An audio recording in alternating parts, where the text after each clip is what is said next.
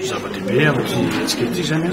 dia Madagasikara tafiditra tao anatin'ny firenena 10 eran-tany nahazo an'ilay famatsiam-bola antsoina hoe FCTC 2030 zany hoe convention cadre de l'unité zany pendant 2030 dia atao mialatsiny amin'ny fiteny français atao lancement officiel zany dia famatsiam-bola io dia anamafisina ny ady amin'ny foana sigara sy ny finanana palaka satria fantatsika fa mitondra aretina sy loza ho an'ny hafa sy ny foka zany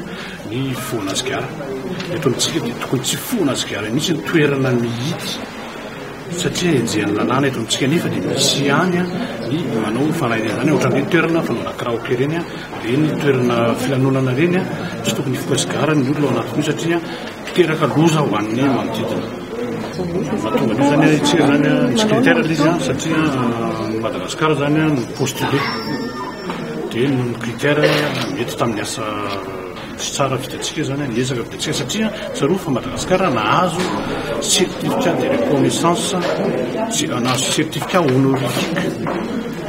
tamin'ny ady manokana tamin'ny foana sigara sy ny fanapalaka tamin'ny taona dia 17 sy 2000 mafisitsika ny fandrarana fifoana sigara amin'ny toerana izay mihidy satria misy lalàna fa misy ihany koa ny olona tsy manara-dalàna eto amintsika ka itsika rehetra vahoaka mihitsy ny tanina zany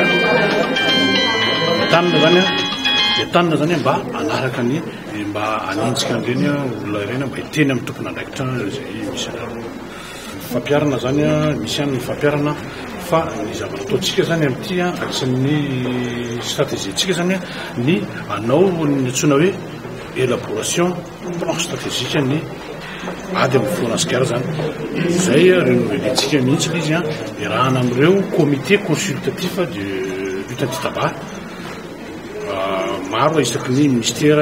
ONG zay membre ao anatiny zany anova mihitsika ny